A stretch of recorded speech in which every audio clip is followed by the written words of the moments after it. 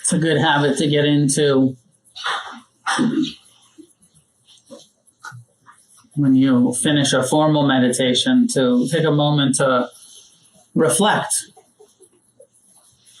How many hindrances visited you? How many times did craving or aversion or restlessness or enter your mind or your body? How much doubt or worry was part of the experience? Of course it was. And it's one of the things, I say this all of the time, but it's one of the things that I trust about Buddhism, that it normalizes the progress, the path, and the process of meditation, where I feel like some meditation techniques set up this feeling of failure, like just empty your mind. And then you're sitting here going like, that's fucking impossible. My mind doesn't stop. Or just be joyous, be happy, be at bliss. And then it's, so many meditative paths feel like they just set people up for something that's impossible. Where the Buddha says, nope, it's going to be difficult. You're going to have all of these difficult thoughts and feelings, and you can learn to be at peace in the midst of this human experience. Not that it's all going to go away, but your relationship to our mind, our body, pain, pleasure, difficult emotions, pleasant emotions, is something that we can, something practical, something that we can do. I don't even love calling this list hindrances. I get why they're called hindrances, because it makes it hard to sit still. Sometimes it makes it hard to persevere on the path when you're in a lot of anger, a lot of resentment, when you're in a lot of craving, a lot of lust. It'll sidetrack you from the discipline of training the mind with meditation and practicing renunciation.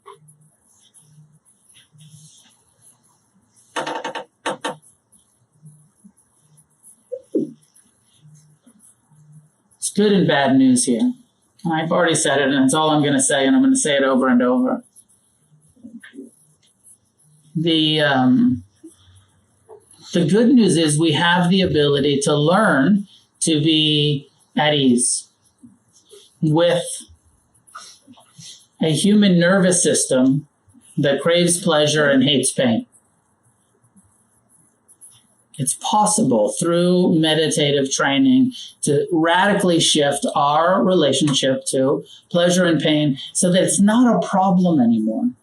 It's not craving and clinging and hatred and aversion and resistance, but it's acceptance and it's ease. And it's, of course, sometimes our perception of our life, of our experience, of our body, of our mind, of our emotions, sometimes it's really pleasant.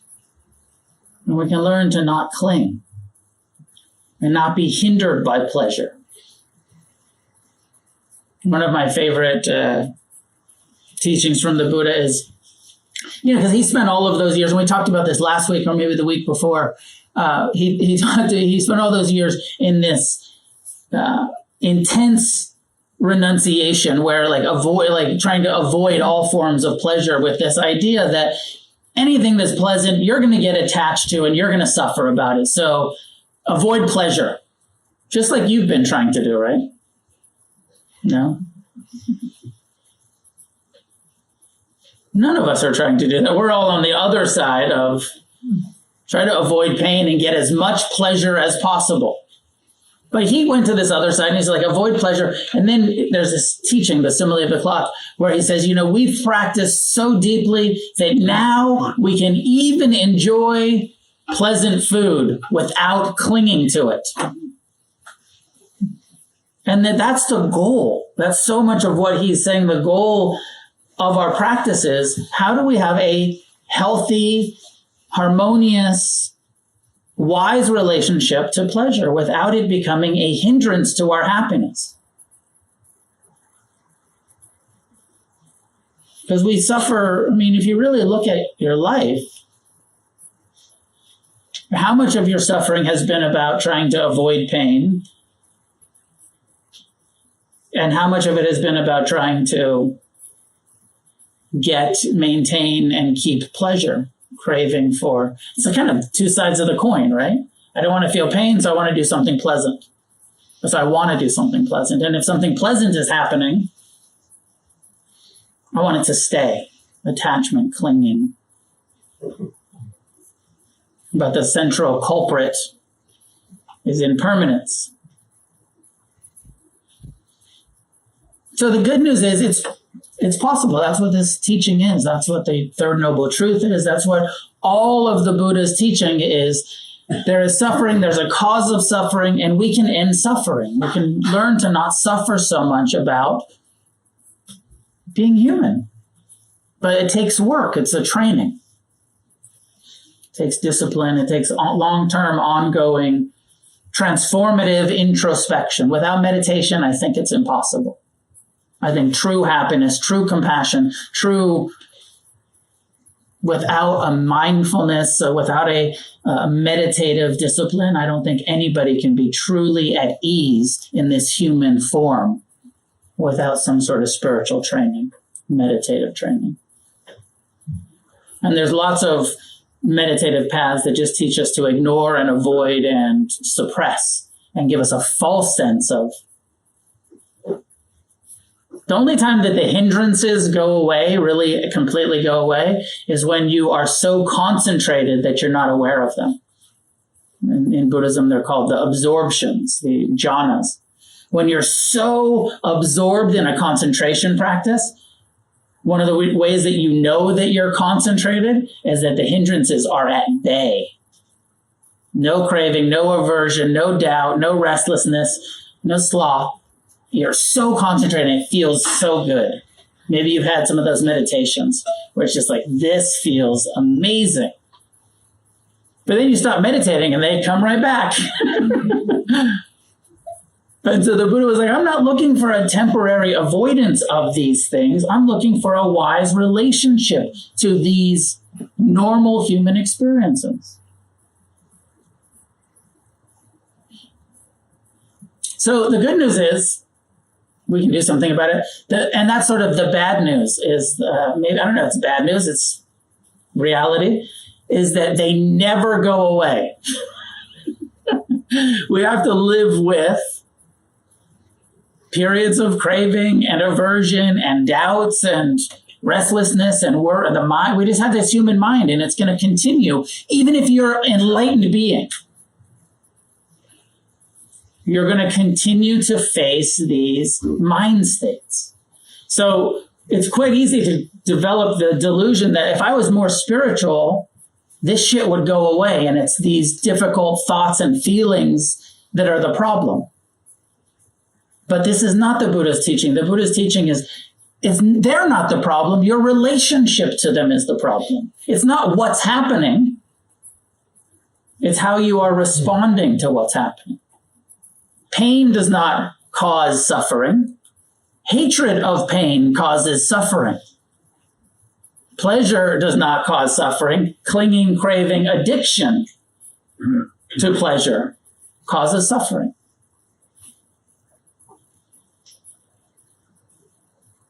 The Buddha referred to the hindrances. We did this a couple weeks ago. Mara came to him at in the eve of his enlightenment, almost awakened. He said, I was attacked by craving, aversion, and doubt. 3 of the 5 hindrances showed up. The dude is on the verge of awakening, thinking about sex, violence, feeling unworthy. And he says when he wakes up, something like, seeking but not finding the house builder, and that's what he's calling the hindrances. He refers to the house builder of Mara. It's that part of the mind that takes everything personal, that builds this self-centered identification. He said, seeking but not finding the house builder. I traveled through rounds of countless births. Oh, painful is birth ever and again. He said, just reincarnation after reincarnation of not knowing why I was suffering. And you can take reincarnation literally, or you can take it just like in this life. How many cycles of identification and rebirth have you been through in this incarnation? House builder, you have now been seen. You shall not build the house again. Your rafters have been broken down. Your ridgepole is shattered. My mind has attained the peace of Nirvana and reached the end of every kind of craving. So it's, that's a badass proclamation. I kicked your ass. I shattered your ridgepole. And then the very next day, the house builder returns. And I feel like the Buddha's a little caught off guard. He's like, I thought I was done with this shit. I thought if I got enlightened, this would go away. But the only thing that went away was the identification with it. That which builds the house is that which takes it personal. Is that I never took it personal again in my life. Now I just saw clearly that there was no actual substance to this ego self, to this I, me, mine. I didn't take it personal. I didn't suffer about it ever again. But lusts continued to come, anger continued to come, doubt continued to come. The mind continues to think the habituated thoughts that the mind is habituated towards. Thoughts of unworthiness, thoughts of I'd be happier if. I like that, sometimes we make the Buddha out to be this perfect, almost godly person. Some of my favorite stanzas, teachings in early Buddhism is the ones where he's very humanized. Like he gets annoyed with the community because they're fighting. And he walks away. He's just like, you guys are annoying. You have a fully enlightened Buddha over here and you're squabbling over precepts. And he just bounces. I like that humanizing rather than this and craving never arose again. It's like, no, he's totally got annoyed sometimes. People are fucking annoying. I needed my space sometimes.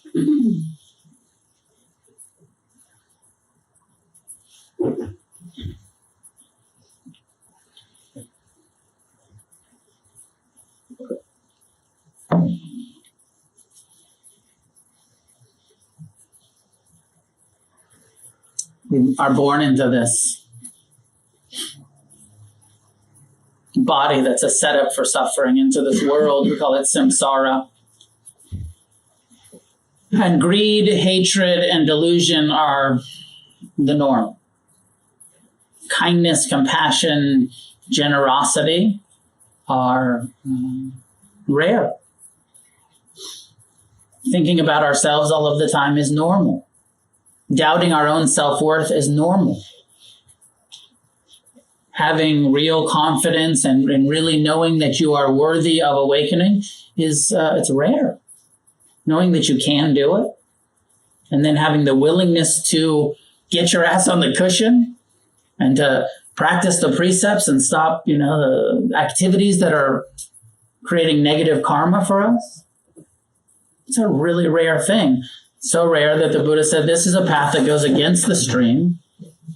And I like this image of the stream. And I don't know, I've never used this analogy before, but I'm trying to think of if you're in a stream and you're going against it. And then I almost have this image of Frogger, where you're trying to get across the road, but there's all of these things hindering your progress. Here comes greed. That's going to fucking take me out. Here comes hatred. Got to dodge that log. Is there a logger? Yeah, it's a log. Log game. You're trying to go against the stream, and then, here comes doubt. I'm unworthy. I can't do it. And it's a setup for, getting on that log in the stream and then floating downstream for a while and being like, what the fuck am I doing? I really wanted to go that way towards liberation, but I jumped on this fear log and floated downstream. I jumped on this hatred log and floated downstream. I jumped on this.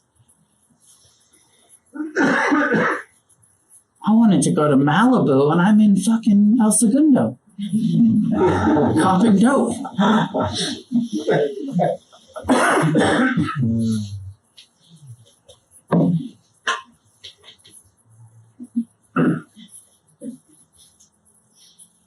And that it's part of the process.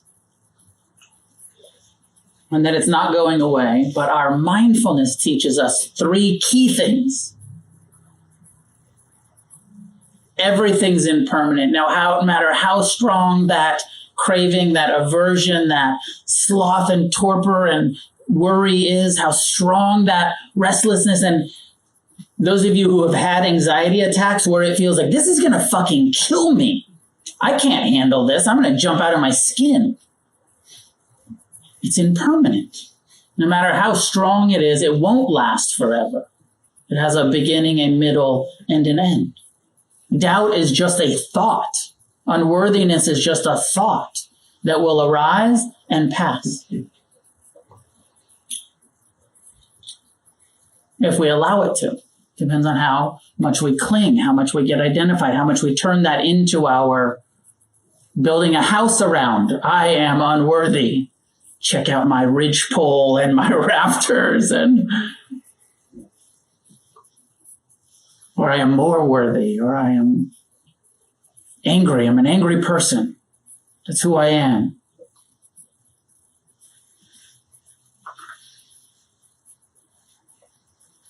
Everything is impermanent. And the more we meditate, the more we not theoretically know that way. We have insight into the constantly changing nature of all mind states and all experiences in the body and the heart, emotions.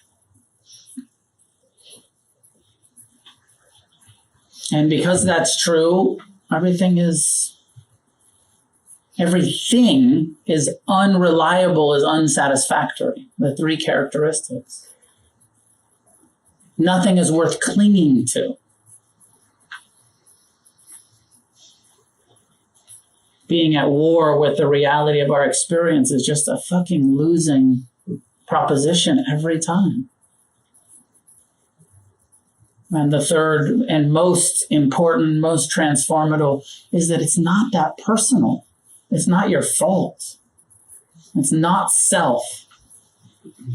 That you have a mind that craves and judges and fears. And if you take it personal, it will hinder your happiness every time.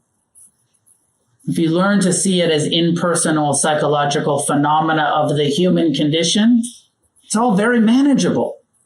Oh, I'm just, angry again. Big surprise. No, I can't ever get angry again or I'm not spiritual. Oh, anger, arising, sustaining, passing, if we let it go. Fear, lust, whatever it is. Not self. And I just don't buy this idea that some Buddhists have, that you'll get so spiritual that you'll never have, even in that statement, he never had any craving ever again. But Mara came back the next day and Mara is craving. My sense is it's not that craving never arises again. It's that when the Buddha saw Mara, the hindrances, he said, I see you. Oh, look, craving. I'm paying attention. Oh, there's craving in my mind. I'm not clinging to it. I'm not taking it personal. I no longer believe my mind's bullshit. I have discernment of what is wisdom and what is ignorance now that arises, but ignorance continues to arise. Mara comes back over and over and over until even on his deathbed, Mara is there. Saying, finally, you're fucking dying. Good. Too much wisdom in the world. I feed on ignorance. Go away. Let humans fuck up your teachings and turn it into a religion called Buddhism. They'll ruin it quick, as they do everything.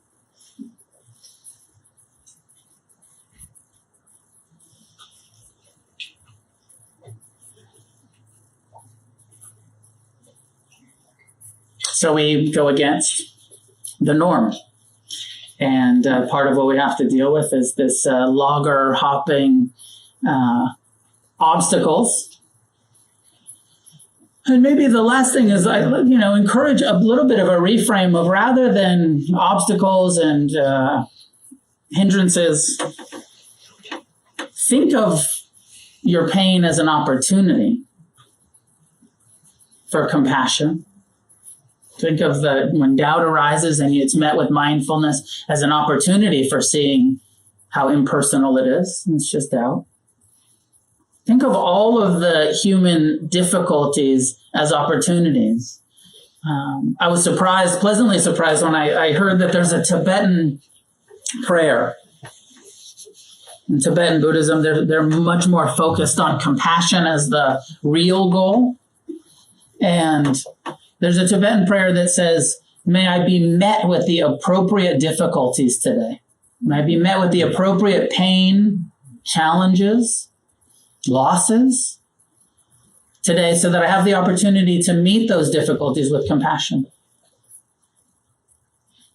What do you think? You want to take on that practice? Start praying for difficulties? May I be met with the I don't think you need to. I personally, it's like, no, there'll be enough difficulties without praying for more.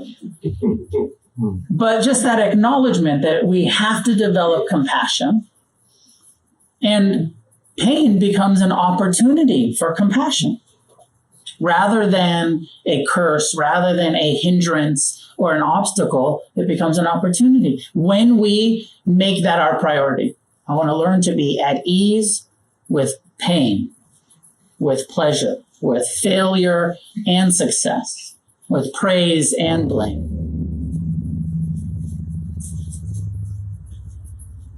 Some of my thoughts about the hindrances. Does it make sense to you? Do you have any questions about anything?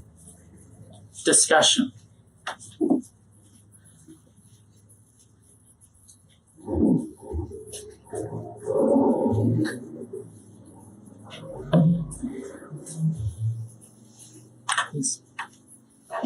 So I was thinking about the story of the Buddha, and it reminded me of the last time I heard it.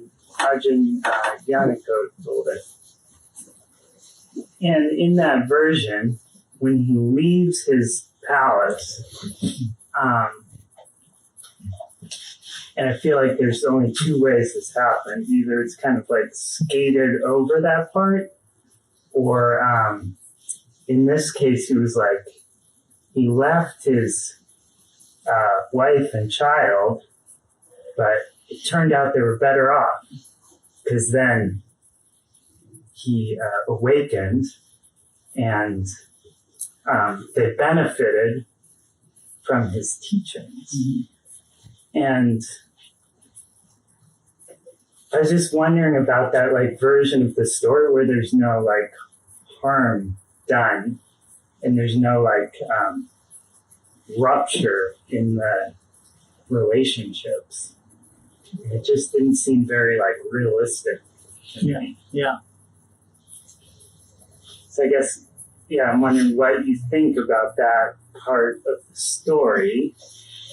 I feel like it's one of the archetypal, it's part of the story that we have to make sense for us. And especially, the Ajahns, the monastics, it has to make sense because they want the Buddha to be this perfect being. I don't need the Buddha to be perfect. I want to believe, and I know from verified experience, that when you apply these techniques, it leads to less and less suffering, more and more happiness. But I don't know if everybody's aware, but this story, as the story goes, where the Buddha walks away from his newborn and his wife. Now, the wife I get.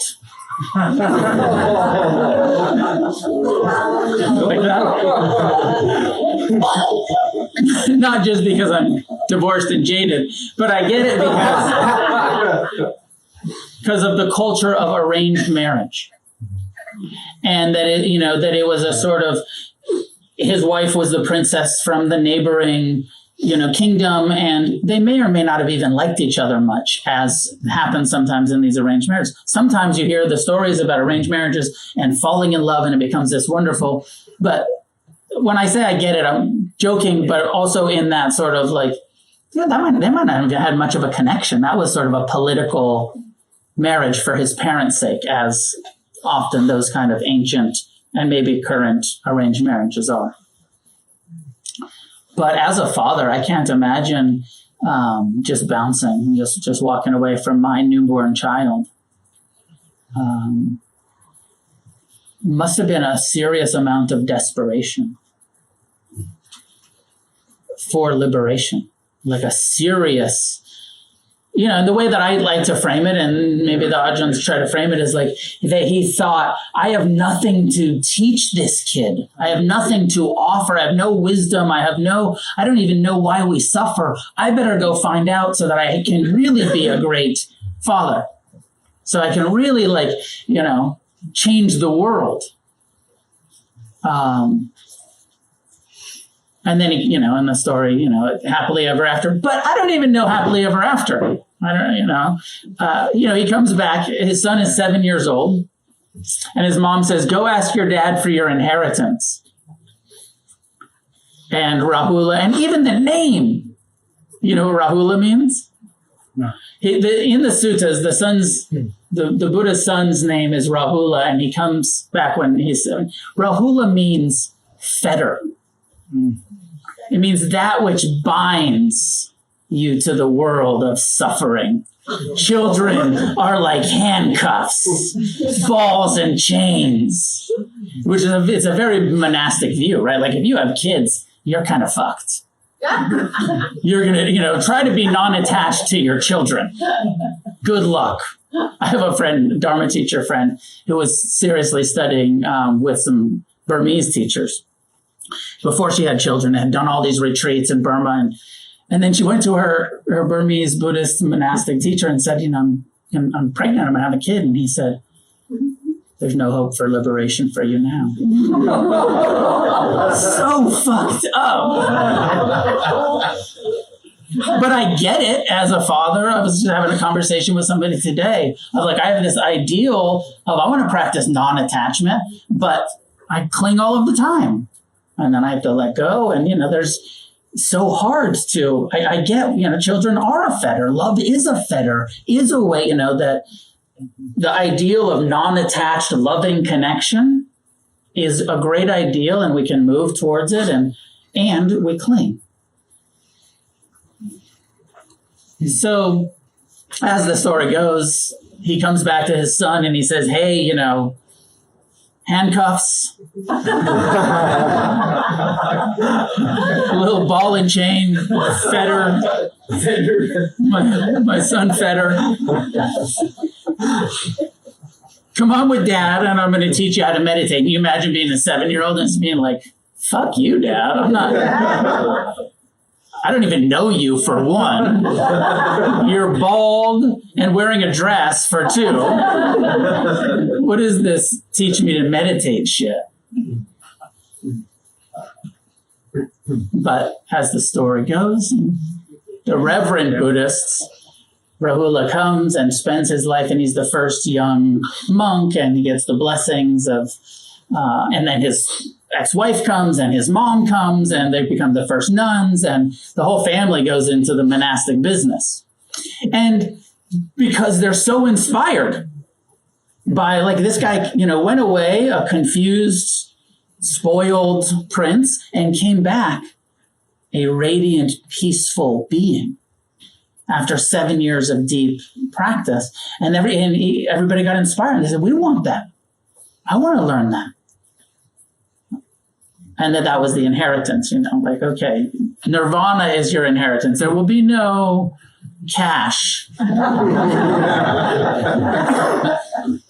but I will teach you the path to liberation. I was thinking about it too, because some of the, like Anagarthas and stuff, like they hear that story and like they're struggling with the family. It's not Asia. The family doesn't get it. They're like, "What are you doing? Why?" Yeah. There's a lot of rupture there. Yeah. And then how do they translate? Like there's almost a cultural where we need like a new mythology or something. Yeah. And all of the attention that gets put on your new family, which is your Sangha. You don't need to try to convert your birth family to be wise, but you need to develop a family, a connection, a community with other people who've also gone forth into, homelessness to something that their birth family may or may not respect or appreciate or understand. The importance of us having each other. Please. I get it, of being a father. You should have known come with the owner's manual how to raise them or whatever. So I could see maybe going away to better yourself in the situation. Not that you don't love your wife and your son or daughter. You just want to seek the wisdom to better them, and without bettering your own life, it's impossible to better theirs. Yeah. So I don't know. Yeah. And, this story is this archetype of there were no instructions for me of how to get free. Now, we're all in this different situation where we don't have to leave our children. We have the instructions of how to show up and do mindful parenting and, work with the reality that we're in as our practice rather than I got to go, because there was no such thing as mindfulness. The Buddha went and discovered it. And here we are 2,600 years later saying, actually, we know how to do this. The dude taught us. It's been handed down for generations. We can bring this into our, this attempt to be non-attached and the failure of of course, I'm going to cling and I'm going to let go and I'm going to cling and I'm going to let go and I'm going to cling. I'm going to let go 100 times a day. I have that. I know how to do that. We have the instructions of how to do that. And it was weird. I don't think my father ever said, "I love you, son." A whole generation of people that didn't get that. Right. And I don't know that the Buddha ever said, "I love you, son," to Rahula either. He said, don't cling, don't crave pleasure in material things. Here's the path to not suffering. Mm-hmm. I think Rahula gets enlightened. I don't remember. Do you remember? Does he become an arahant? It's like the first teenage arahant.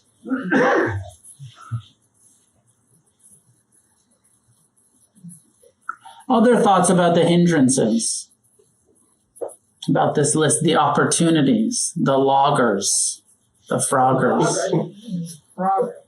Frogger. The log game. All right. Hey, I have one. Yeah, please. When you bump into the doubt one, Yes. what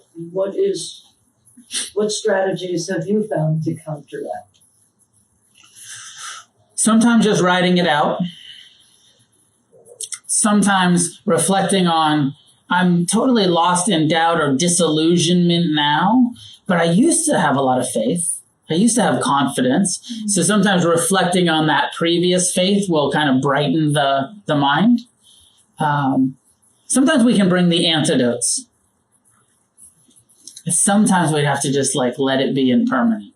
I think that I personally will go more back to understanding the impermanent nature of thoughts and emotions as my refuge. I think that, it's that my own practice is okay, this is here and it will pass.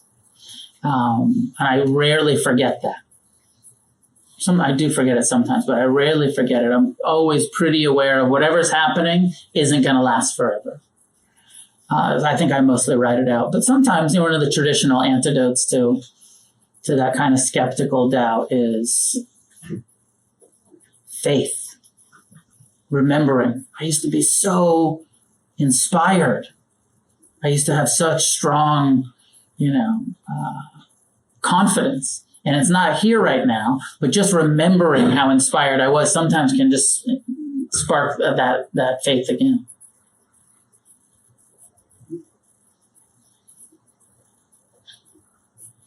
But also just, of course there's doubt. It's part of the process. It's going to come and go. Thanks, Judy. Judy, number 2. So when the Buddha became enlightened and all these hindrances constantly came up, did he just kind of, did we find out that, did he just acknowledge them? Yes. And then exactly. And then just let that thought go? The way that it's portrayed is that he just says, I see you, Mara, and Mara has no power. I acknowledge this mind state, and by seeing it, I'm not reactive to it. There's a non-reactivity because there's a wise response. I like this. Stephen Batchelor has started to translate nirvana as non-reactivity.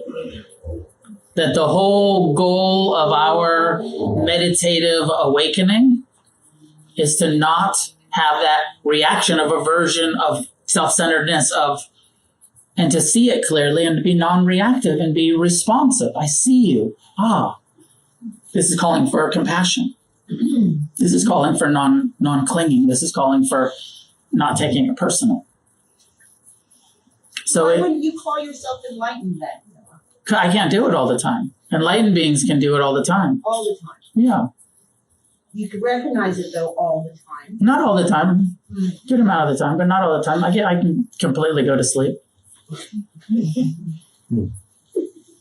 I made a lot of, I don't even, it's hard to say for our internal, you've heard me say this before. There was a time years ago where I thought I'm getting close to enlightenment because I really thought it. I thought I've forgiven everyone. I used to live in such a hell realm of hatred and self-centered fear. And, I just thought, and then I got to this place where wow, it's so weird to not hate. This must be nirvana. I must be close to liberation because hate was my reality for the first half of my life. Hate and lust and, eat, fuck, kill. And then I got to this place where I don't feel that way so much anymore. And I thought, maybe I'm getting free. And then I realized I am not close to nirvana. I'm still taking most of it pretty personally, but I've just escaped the hell realms. I lived in this animalistic hell realm of addiction, hungry ghost. And then I finally, when I was thinking that 15, 20 years ago, I was just finally taking birth as a human being. This is what it's like to be a human being that only suffers some of the time, not all of the time. Pretty good. It's fucking pretty good not to suffer all of the time. But not kind of heaven realm nirvana experience. For sure not.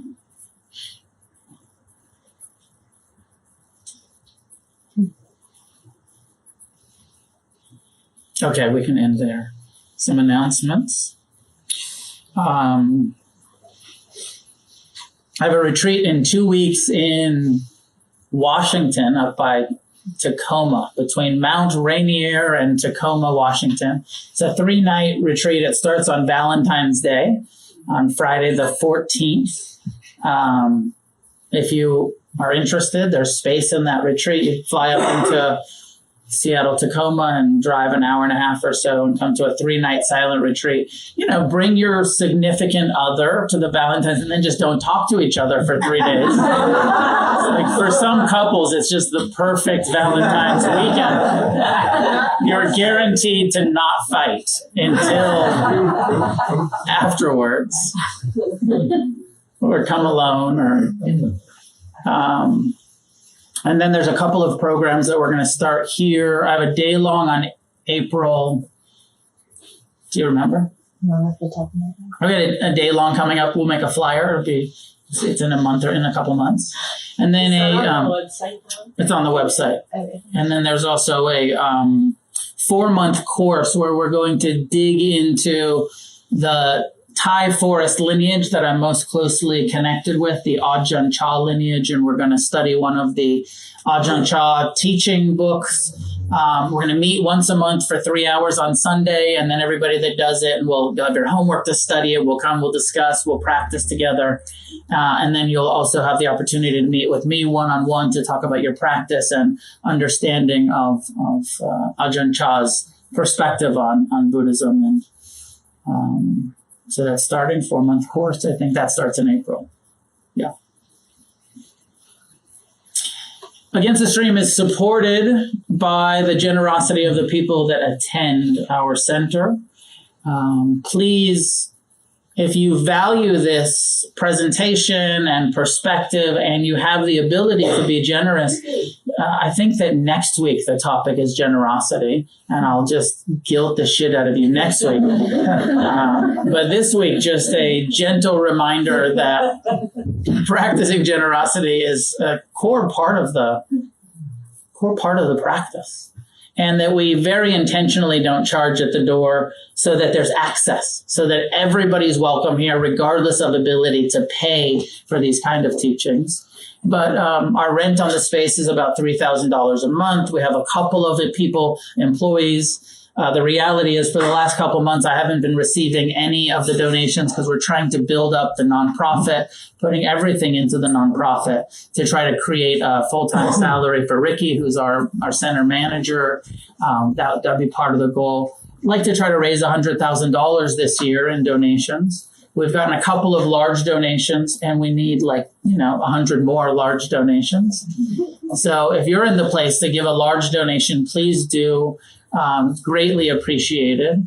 And we're a nonprofit, tax deductible. If you're at home and you're watching, please practice generosity. You can do the Venmo or PayPal links. And if you're here, you can give whatever you'd like to give. We suggest $15 to $20 donation for drop-in.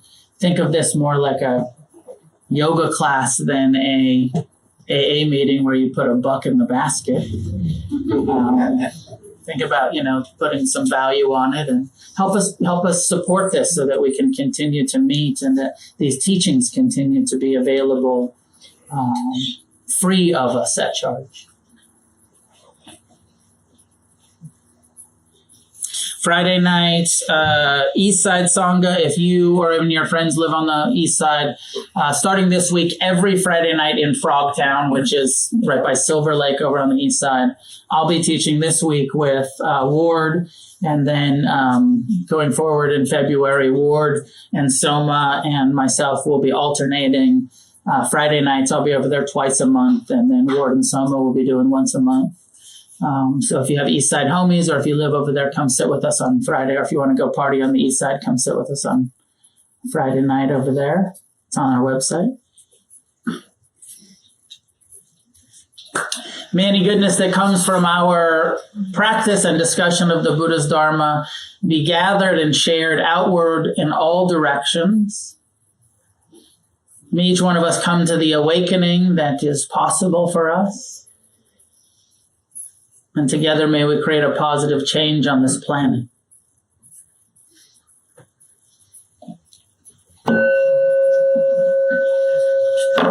See you next week.